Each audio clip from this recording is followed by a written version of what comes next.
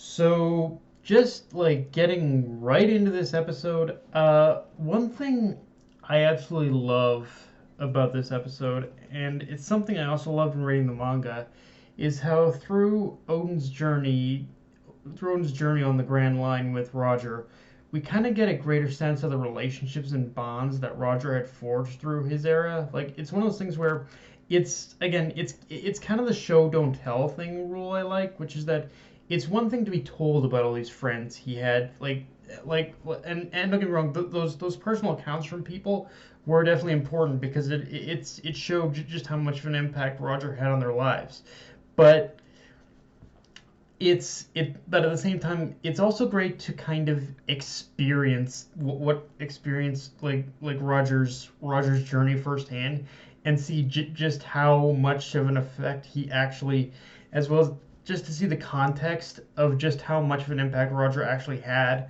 on the people who really had nothing but good things to say about him, like Tom, like Gonfall, like so many others he basically met he met he pretty much met throughout his life. And honestly, and it is those people really that largely defines his legacy as we know it.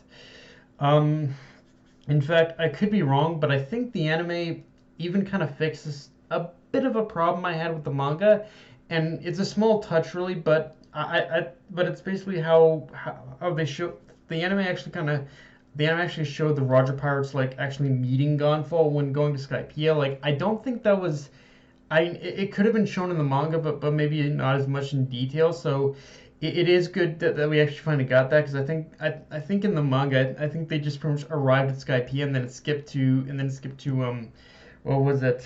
And then it skipped to like Odin pretty much carving the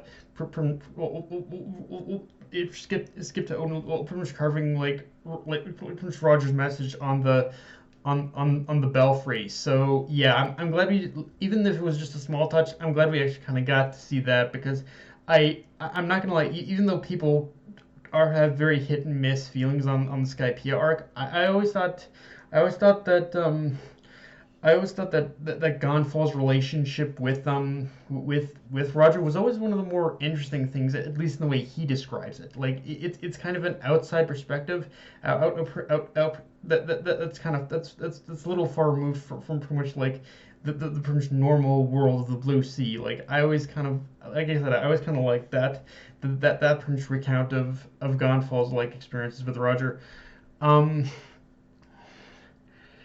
going off the point about Roger and his relationships though, one thing I really appreciate about this episode that I never really caught on to about the manga is that even though Roger is the focal point of this journey, we're seeing it through the eyes of the people who knew him, like Tom, like Gonfall, and especially Odin. Like these pretty much are the people who are experiencing who Roger what Prince Roger was like as a person and as a person, and it's good to have these experiences to just kind of again reinforce Roger's legacy. I think.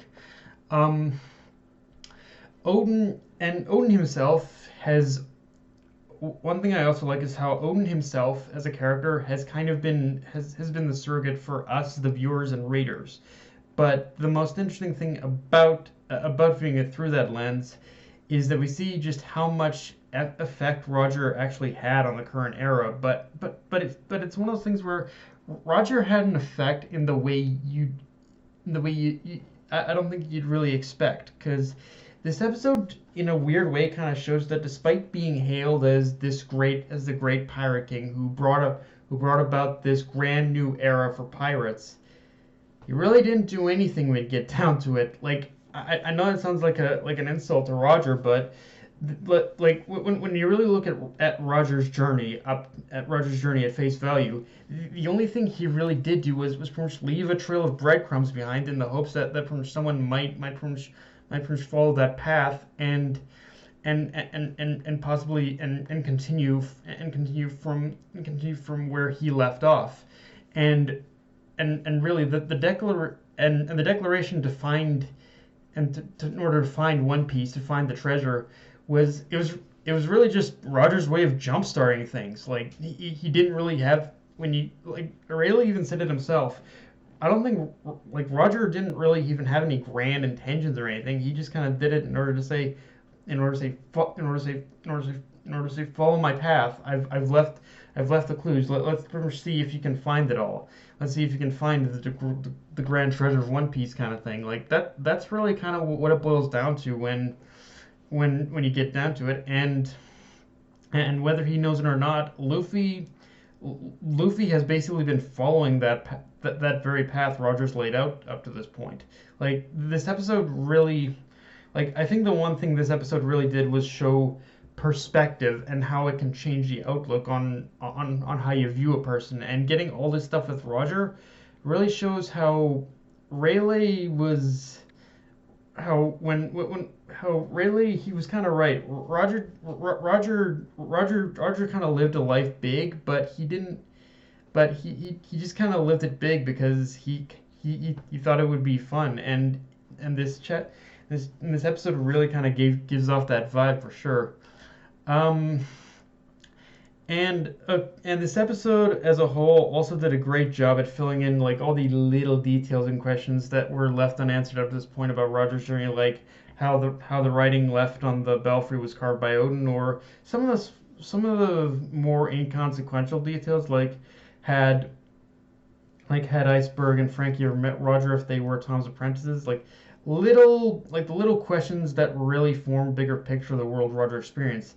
But even more so, we even more so than that, we pretty much get a very interesting moment between Charlie and Roger, where Roger pretty much says, where Charlie says that the mermaid princess, aka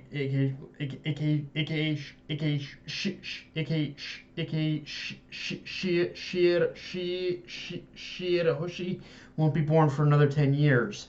And that's something I'm gonna get into like probably next week with the anime, but it really does show that when Roger finally reached the end of his journey, I think he realized he wasn't necessarily he made it to the end of the Grand Line, obviously, but he wasn't necessarily the one in order to complete the the